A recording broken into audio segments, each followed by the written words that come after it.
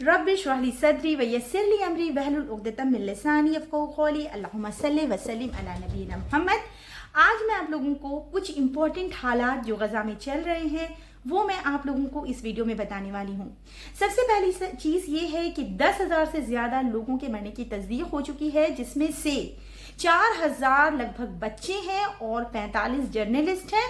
और आप इमेजिन कर सकते हैं कि एक बच्चा की क्या अहमियत होती है उसके माँ बाप के आगे। मैं आपको एक पूरा उसको मैं समराइज फॉर्म में बताती हूँ जो रियल फॉर्म में चल रहा है कि बिल्कुल मासूम बच्चों का कत्ले आम किया जा रहा है। और इसको अपनी टेररिस्ट को, ये इजराइल जो है वो हमास के टेररिस्ट को बता के अपने टेरर फैला रहा है।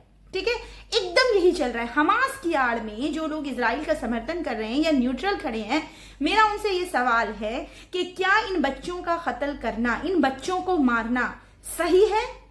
कौन बेदर्द बेरहम इंसान होगा जो इसके साथ खड़ा होगा? आपको यकीन होगा खुद इजरायली, इंसानियत तो बहुत से इंसान के अंदर बाकी है ना, तो खुद इजरायली ही इस चीज के खिलाफ खड़े हैं। और यहाँ तक कि यूएस में, यूके में हर जगह प्रोटेस्ट हो रहा है। हालांकि वो लोग चाहते तो अपनी गवर्नमेंट को सपोर्ट कर सकते थे, लेकिन वो लोग हक को सपोर्ट कर रहे हैं।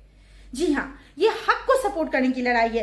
मैं आपको कुछ बातें बताना चाहती हूँ, जैसे कि यूएस जनरल सेक्रेटरी कह रही हैं कि Gaza is becoming graveyard for children. Gaza बन रहा है बच्चों की खबरगाह। मैं आपको एक वीडियो का बताऊं कि एक बच्ची ने ये लिखा है कि मेरे मरने के बाद जो उसके पास थोड़े से पैसे है ना, जो बच्चे पिग्गी बैग में जमा करते हैं, उसको वो उसका हिस्सा बता रही है कि 5 इसको दे देना, 5 इसको दे देना। सोचिए क्या हालत है कि बच्चे अपने हाथों पे नाम लिख रहे हैं कि हम मर जाएं तो हमारी निशानदेही हो। सोचिए गैरत कब जागेगी इंसान की। कम से कम आप नहीं कुछ कर सकते, हम कुछ नहीं कर सकते, हेल्पलेस हैं, कम से कम सही डायरेक्शन में तो खड़े हो सकते हैं हम लोग, सही पक्ष में तो खड़े हो सकते हैं, एक स्टैंड तो ले सकते हैं। कम से कम अपने जमीन को तो हम जवाब दे सकते हैं कि हम किधर खड़े हैं, किस रुख खड़े हैं। पता है आपको, वहां माए आपको आंसू से भर जाएगा देखकर कि माँ अपने हाथ जो है वो नहीं धो रही है खून के। माए अपने हाथ नहीं धो रही है, वो कह रही है अपने बच्चे को फिर हक नहीं कर पाएंगे। इसके बाद भी जो मेरे इंडियंस हैं वो खड़े हैं हमास की आड़ में।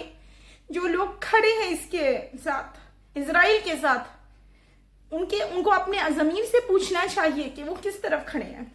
हालांकि इंडियन गवर्नमेंट ने फिलिस्तीन को एड भेज दिया है, ठीक है, उन्होंने फिलिस्तीन का सपोर्ट कर दिया है। नेक्स्ट मैं बताती हूँ कि वो लोग कौन सा ह्यूमैनिटेरियन एड जो है, वो जो इंसानियत का एड है, वो कौन सा एड वो लोग भेज रहे हैं गाजा। वो लोग कफन भेज रहे हैं, अच्छे क्वालिटी का कफन भेज रहे हैं कि आप लोग लपेटो और दफना दो। वो लोग धमकी दे रहे हैं कि हम लोग न्यूक्लियर अटैक करेंगे। आपको पता है 9 कंट्रीज ने उसके साथ अपनी टाइज तोड़ दी हैं, इजराइल के साथ 9 कंट्रीज ने तोड़ दिए हैं, इसमें साउथ अफ्रीका भी इंक्लूडेड है। वो मुसलमान देश नहीं है सब, मगर उनके अंदर इंसानियत है। फिर मैं आपको बताऊं कि अल्लाह पाक ने कुरान में क्या कहा है। मैं बिना कुरान की एक आयत, मैं नहीं चाहती कि मेरी वीडियो कंप्लीट हो, क्योंकि अल्लाह की बात के बिना कंप्लीट नहीं। अल्लाह कहते हैं वमा काना रब्बुका नसिया, और तुम्हारा रब भूलने वाला नहीं है। हो सकता है कि कुछ साल जाए, हम भूल जाएं, आप भूल जाएं, लेकिन अल्लाह भूलने वाला नहीं है। और याद रखिएगा मेरे मुसलमान भाई बहन जो भी इंडियन हैं और जो मूवीज, बॉलीवुड के मूवीज का सपोर्ट करते हैं और जो मुस्लिम एक्टर एक्ट्रेस हैं उनके मूवी को हिट कराना अपना फर्ज समझते हैं, दीन का हिस्सा समझते हैं, उनसे मैं पूछना चाहती हूँ, क्या आप देख रहे हैं अपनी आंखों से? क्या नजर नहीं आ रहा आपको कि कौन से हीरो को आप सपोर्ट करते हैं जो जीरो हैं, जिन्होंने एक होंठ तक नहीं खोला फिलिस्तीन के लिए, एक होंठ तक नहीं हिलाया, उनका मुंह तक नहीं हिला। मेरे पापा, मेरे वालिद बचपन से हमें सिखाते थे कि ये सब चीजें बेकार हैं बेटा, कभी मत देखना, ये लोग रियल हीरो नहीं है, ये लोग फेक हैं। सच में ये लोग फेक है और अल्हम्दुलिल्लाह हम लोग बहुत दूर है इससे, अल्हम्दुलिल्लाह, अल्लाह का शुक्र है। लेकिन मैं चाहती हूँ कि मेरे और मुसलमान भाई बहन भी अपना वक्त बर्बाद ना करें इनको सपोर्ट कर करके। अब कुछ लोग कहेंगे कि नहीं आपको नहीं दिख रहा है, वो सपोर्ट कर रहे होंगे फाइनेंशियल एड से, ठीक है कर रहे होंगे, लेकिन अभी ज्यादा जरूरत उन लोगों को जो फिलिस्तीनियों को है आपके सामने से आके खड़े होने की, क्योंकि अगर आप एक सेलिब्रिटी हैं तो आपके एक फॉलोअर्स होते हैं, बहुत लंबे चौड़े फॉलोअर्स होते हैं। और अगर आप हक के साथ खड़े होंगे तो साथ साथ आपके फॉलोअर्स को भी यकीन आएगा कि हाँ ये सही पक्ष है, इसके साथ ही खड़ा होना चाहिए। लेकिन किसी ने एक मुंह तक नहीं खोला। यहाँ तक कि तारीफ की बात है कि एक प्लेयर है, टेनिस प्लेयर, ठीक है, जिनका नाम है ओंस जबेर, उन्होंने जिस दिन जीता उन्होंने खुशी नहीं सेलिब्रेट की, वो रो रही थी क्योंकि बच्चे मर रहे। वो कह रही थी कि हम अपने प्राइज मनी का एक पार्ट पैलेस्टीनियन के लिए डोनेट करेंगे। सोचिए, गैर मुस्लिमों के दिल में अल्लाह ने इतना रहम रख दिया। देख के दर्दनाक हालात, एक एक इंसान अपने सारे औलाद खो दे रहा है। कब रुकेगा ये वार? क्या इंडिया में हम अपने भाई बहन मिलकर एक पीसफुल प्रोटेस्ट नहीं कर सकते?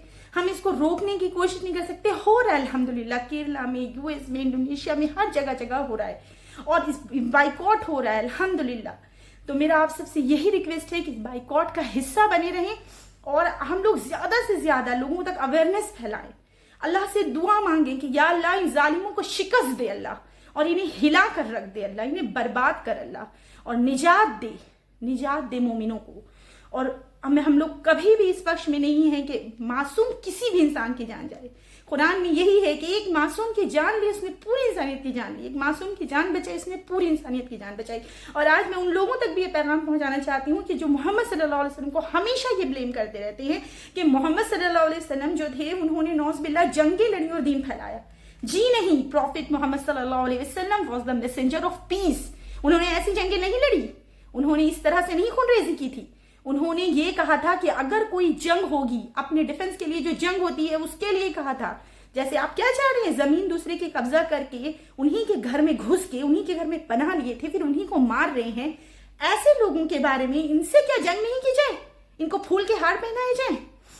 ऐसे लोगों के बारे में मोहम्मद सल्लल्लाहु अलैहि वसल्लम ने जब ऐसे लोगों से जंग की थी तो उसमें भी मोहम्मद सल्लल्लाहु अलैहि वसल्लम के खास इंस्ट्रक्शंस थे कि किसी भी बच्चे को नहीं मारा जाए, बूढ़े को नहीं मारा जाए, औरतों को नहीं मारा जाए, पेड़ों को ना काटा जाए, फलदार दरख्त न काटे जाए। बहुत सारे इसके लिमिटेशंस थे। कभी बायोग्राफी पढ़िए, फिर मोहम्मद सल्लल्लाहु अलैहि वसल्लम को जज करिए, ऐसे हवा में बातें मत करिए। बाकी मैं तमाम मुसलमान भाई बहनों से रिक्वेस्ट करूंगी कि ज्यादा से ज्यादा फिलिस्तीन भाई बहनों के लिए दुआ करें, और अल्लाह पाक से दुआ है कि वो बस उन्हें जल्द से जल्द इस परेशानी से बाहर निकाले और हमारे भी खल्क को सुकून आए और उनकी भी जिंदगी में सुकून आए। जज़ाकल्लाह खैर। अल्लाहुम्मा सल्ली व सल्लिम अला नबीना मुहम्मद।